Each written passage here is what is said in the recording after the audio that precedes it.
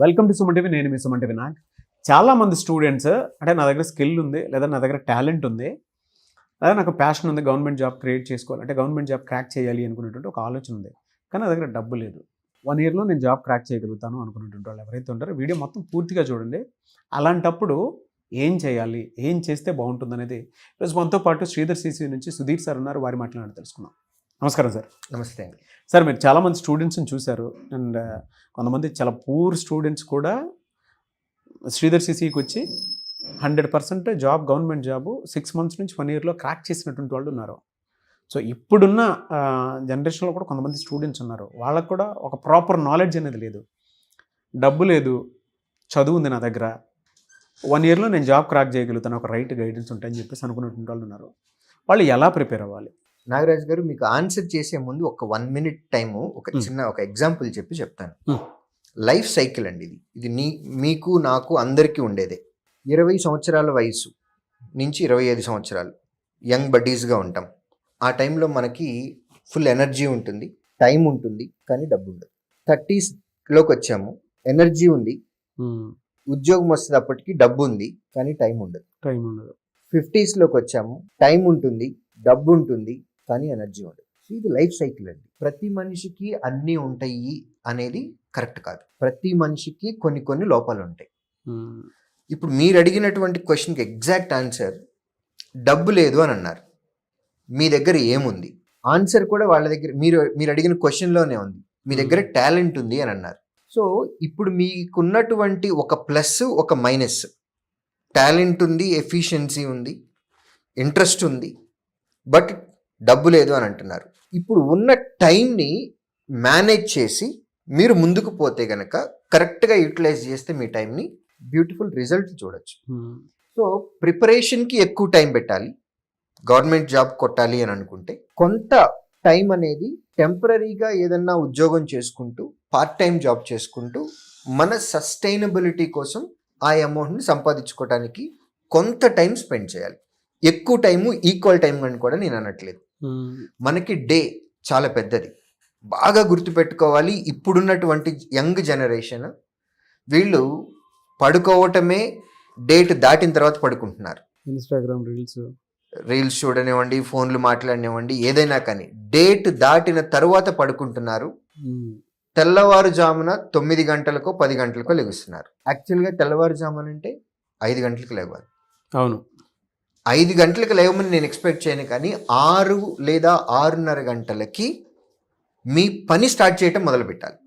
Especially ఈ young generation 6:30కి వాళ్ళ work start చేయటం మొదలు పెడితే 1 year తర్వాత వాళ్ళు బ్యూటిఫుల్ రిజల్ట్స్ చూస్తారు. దీనిలో నేనేమి జ్యోతిష్యుని కాదు. రీజన్ ఏంటి అని అంటే, మీరు డేని ఎర్లీగా స్టార్ట్ చేస్తే మీకు చాలా ఎక్కువ డే వస్తుంది, మీరు ఎక్కువ పనులు చేయొచ్చు, ఆబ్వియస్గా మంచి రిజల్ట్ వస్తుంది. సో ఫస్ట్ డేని తొందరగా స్టార్ట్ చేయటం మొదలు పెట్టాలి. 80% ఆఫ్ ద టైం, బాగా గుర్తుపెట్టుకోండి, 80% of the time me goal మీద పెట్టుకోవాలి. 20% of the time me living కోసం పెట్టాలి. మనం బతకటం కోసం మనకి భోజనానికి, మనం ఉండటానికి ప్లేస్ కావాలి. కాబట్టి పార్ట్ టైం జాబ్ చేసుకొని నేను సజెస్ట్ చేస్తాను. 20% టైం మాత్రమే దీనికి ఖర్చు పెట్టాలి.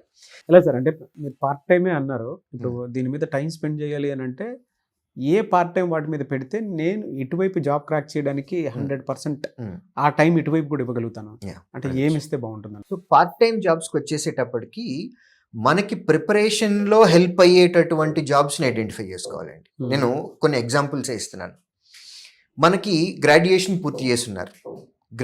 పూర్తి చేశారు అని అన్నప్పుడు మీరు హైదరాబాద్లో లేదా any metropolitan city for that matter, అది విజయవాడ అవ్వచ్చు, హైదరాబాద్ అవ్వచ్చు, విశాఖపట్నం అవ్వచ్చు, కరీంనగర్ అవ్వచ్చు, మెట్రోపాలిటన్ సిటీస్, వరంగల్ కానివ్వండి, 7th నుంచి 10th వరకు లేదా ఇంటర్మీడియట్ పిల్లలకి మ్యాథ్స్ ట్యూషన్లు కావాలి, హోమ్ ట్యూషన్లు కావాలి అనేవి ఉంటాయి. సైన్స్ సబ్జెక్ట్స్ మీద హోమ్ ట్యూషన్స్ కావాలి అని ఉంటాయి. డేలో ఒక్క 2 hours, అది కూడా వారంలో 7 రోజులు ఖర్చు పెట్టక్కర్లేదండి. వారంలో 4 నుంచి 5 రోజులు స్పెండ్ చేస్తే చాలు హోమ్ ట్యూషన్స్. అట్లా నేను హోమ్ ట్యూషన్స్ మీద ఎక్కువ డబ్బులు సంపాదించమనట్లేదు. మీరు నెల బతకటం కోసం మీరు కొత్తగా అప్లై చేయాల్సిన అప్లికేషన్ కాస్ట్ కోసం నెల 5,000 రూపాయల నుంచి 6,000 రూపాయలు వస్తే చాలు, అంతవరకే. 6,000 వస్తే ఇంకా చాలు అని అనుకోవాలి. 10,000 కోసం మళ్ళీ 15,000 కోసం డబ్బు వెంట పడకూడదు. మన డేలో 20% ఆఫ్ ద టైము ఈ పార్ట్ టైం జాబ్ కోసం. లేదా కంటెంట్ ఇప్పుడు మనం కాంపిటేటివ్ ఎగ్జామ్స్కి ప్రిపేర్ అవుతున్నప్పుడు కాంపిటేటివ్ ఎగ్జామ్కి సంబంధించి నేను మా శ్రీధర్ సిసిలోనే ఎగ్జాంపుల్ చెప్తానండి. మాకు క్లాస్ జరిగే టైంలో కొంత మ్యాన్ పవర్ సపోర్ట్ కావాలి. సో మేము వాటిని కోఆర్డినేటర్స్ అని అంటాం. సో హెల్పింగ్ హ్యాండ్స్ టైప్ మాకు. సో వాళ్ళకి డే అంతా కూడా మాకు అవసరం లేదు. క్లాస్కి వెళ్ళేటప్పుడు వెరిఫై చేసుకోవాలి ఐడి కార్డ్స్, తర్వాత ఈ హ్యాండ్ అవుట్స్ ఇవన్నీ చూసుకోవాలి. చాలా తక్కువ టైం స్పెండ్ చేయాల్సిన జాబ్ కోఆర్డినేటర్స్. వాటిని మేము బయట వాళ్ళకి ఎవరికో ఇచ్చే కంటే ఈ ఫినాన్షియల్ ప్రాబ్లం ఉండి ఆల్రెడీ కోర్స్ కంప్లీట్ చేసి నా హాస్టల్ ఫీజు కూడా డబ్బులు లేవు నేను ఇంటికి వెళ్ళిపోవాలి అని అనుకునే మైండ్ సెట్ ఎవరైతే ఉంటుందో వాళ్ళకు మాత్రమే ఈ కోఆర్డినేటర్ జాబ్స్ ఇస్తాం. సేమ్ అదే అమౌంట్ నేను పెట్టుకుంటే నాకు ఫుల్ టైమర్స్ వస్తారు, కానీ but I want to encourage these people, I want to support them. ఇది ట్రూ. ఇలా శ్రీధర్ సిసిలో జాబ్ క్రాక్ చేసిన స్టూడెంట్ అరవింద్ అని ఒక అబ్బాయి ఉన్నాడు. అది మేమిద్దరం బ్యాంక్ కోచింగ్ తీసుకునేటప్పుడు శ్రీధర్ సిసిలోనే ఇదైతే నేను ఓపెన్ చేసి చెప్పాలి సార్. అదే మీరు చెప్పేటప్పుడు నాకు అరవింద్ గుర్తొచ్చాడు. అరవింద్ ఆ అబ్బాయి దగ్గర టాలెంట్ ఉంది కానీ డబ్బు లేదు. శ్రీధర్ సిసిలోనే అబ్బాయి అటెండర్గా జాయిన్ అవ్వటం జరిగింది. అంటే మా ఐడి కార్డ్స్ చెక్ చేయడం అంతే. ఆ అబ్బాయి ఐడి కార్డ్స్ చెక్ చేసుకుంటూ క్లాసెస్ వినుకుంటూ గవర్నమెంట్ జాబ్ క్రాక్ చేయడం జరిగింది. సో తర్వాత కరెంట్ అఫైర్స్కి సంబంధించినటువంటివి స్లైడ్స్ ప్రిపేర్ చేసుకోవాలి మేము. So content will be given by expert. Content మాదే, కానీ మాకు బ్యాక్ ఎండ్ సపోర్ట్లో ఏంటి పీపీటీస్ తయారు చేసేవాళ్ళు. సో దీనికి కూడా మాకు డే అంతా అక్కర్లేదు, ఒక 2 hours టైం. సో ప్రిపరేషన్కి ఉపయోగపడేటటువంటి జాబ్స్ ఇవన్నీ, ఇటువంటివి తీసుకోవచ్చు. ఇవే కాదండి, మీరు ఇందాక ఒక ఎగ్జాంపుల్ చెప్పారు. నేను ఇంకా ఎగ్జాంపుల్స్ మా దగ్గర ఉన్నాయండి. లాస్ట్ 2 yearsలో మేము చూసినవి, వాటికి సంబంధించి యూట్యూబ్లో కూడా ఫీడ్బ్యాక్స్ ఉన్నాయి. ఒక స్టూడెంట్ ఎవ్రీ డే ఈవినింగ్ తర్వాత అంటే 6 o'clock తర్వాత ర్యాపిడో చేసి ఆ వచ్చిన డబ్బులతోటి చదువుకొని ఉద్యోగం తెచ్చుకున్నాడు. నెక్స్ట్ ఇంకొక స్టూడెంట్ మార్నింగ్ అవర్స్లోను తర్వాత లేట్ ఈవినింగ్స్లోను జొమాటో డెలివరీ బాయ్గా చేసి జాబ్ తెచ్చుకున్న వాళ్ళు ఉన్నారు. సో వీళ్ళంతా ఏంటి అని అంటే ఫుల్ టైం డేలో మెజారిటీ ఆఫ్ ద టైమ్ ఆఫీస్లోను ప్రిపరేషన్లోను ల్యాబ్లో ఉంటారు, లేదంటే ఎగ్జామ్ రాసుకుంటారు, ఎక్స్ప్లెనేషన్కి వెళ్తారు, లేదా లైబ్రరీలోకి చదువుకుంటారు.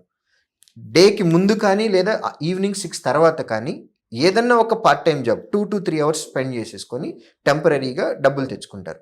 సో మనసు ఉంటే మార్గాలు చాలా ఉన్నాయి నాగరాజ్ గారు. ఈ రెండోది మీకు ఇంకొకటి, బోత్ తెలుగు స్టేట్స్లో, అది ఆంధ్రప్రదేశ్ కానివ్వండి తెలంగాణ కానివ్వండి, 5 రూపాయల భోజనాలు కూడా దొరుకుతున్నాయి. అంటే నేను ఒక వే చెప్తున్నాను, మైండ్ సెట్ చెప్తున్నాను. అవునవును, ట్రూ ట్రూ అండి. సో మన దగ్గర ఉన్న తక్కువ అమౌంట్ తోటైనా సరే మనము సస్టైన్ చేసుకునేటటువంటి స్కిల్స్ మన దగ్గర ఉంటాయి. కాకపోతే అవసరానికి వాటిని బయటికి తీయాలి అని అంటున్నా.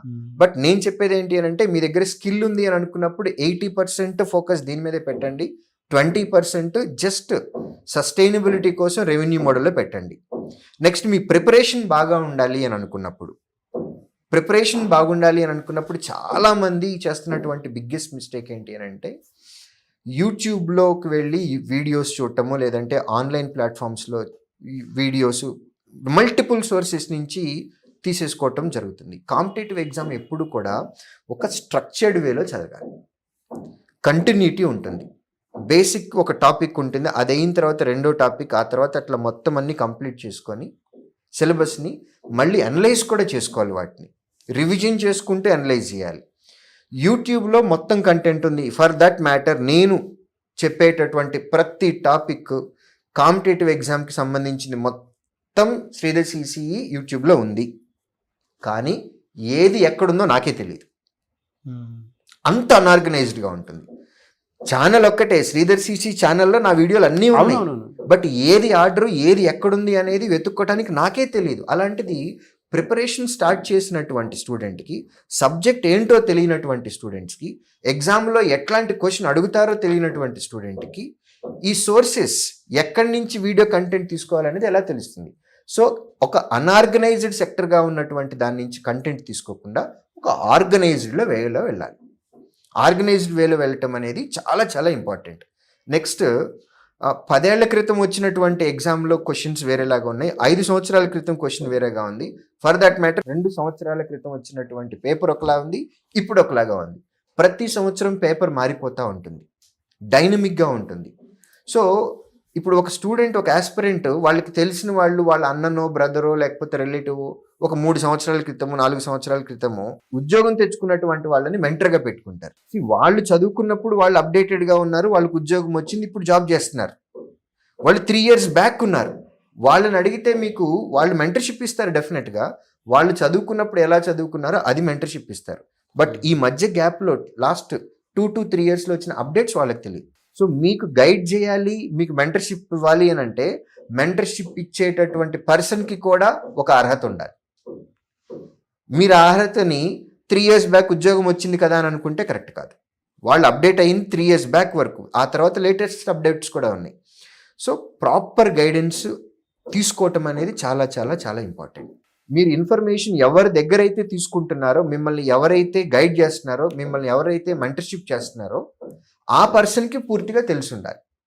మీరు వెళ్ళి మీ ఎక్కువ టైము అటువంటి వాళ్ళ దగ్గర కనుక మీరు టైం స్పెండ్ చేసి వాళ్ళ దగ్గర నుంచి ప్రాపర్ గైడెన్స్ తీసుకొని ఒక ఆర్గనైజ్డ్ వేలో వెళ్తూ ఇప్పుడు వస్తున్నటువంటి డైనమిక్ చేంజెస్ ఏవైతే ఉన్నాయో వీటన్నిటినీ మీరు దృష్టిలో పెట్టుకొని మీరు ప్రిపేర్ అయితే కనుక డబ్బు తక్కువ ఉన్నా సరే తినటానికి, పడుకోవటానికి, అప్లికేషన్ కాస్ట్ అప్లై చేయటానికి ఈ 3 చూసుకొని 80% ఆఫ్ ద టైం ప్రిపరేషన్ మీద పెట్టుకుంటే కనుక ఉద్యోగం తెచ్చుకోవటం అనేది అస్సలు కష్టమైన విషయం ఏమీ కాదు. బోలెడని ఎగ్జాంపుల్స్ కూడా శ్రీధర్ సిసిలో మేము ఉన్నాయి, మా దగ్గర చూస్తూనే ఉంటాం మేము.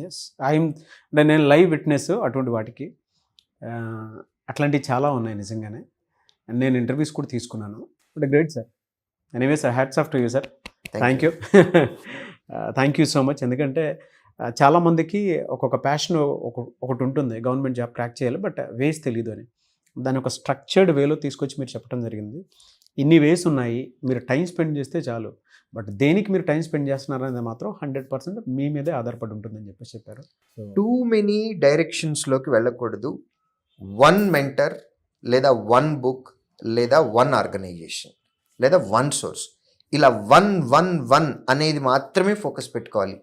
టూ మెనీ పెట్టుకున్నాము అని అంటే మాత్రం అది వాళ్ళ ప్రిపరేషన్కి హెల్ప్ చేయటం కాదు కదా, చాలా నష్టం చేయటం అనేది జరుగుతుంది. Specially current affairs, general awareness, ఇటువంటి సెక్షన్స్, ఇటువంటి టాపిక్స్వి టూ మెనీ కాంటాక్ట్స్ పెట్టుకొని, టూ మెనీ సోర్సెస్ పెట్టుకొని స్టూడెంట్స్ వాళ్ళ లైఫ్ని రిస్క్ చేస్తున్నారు.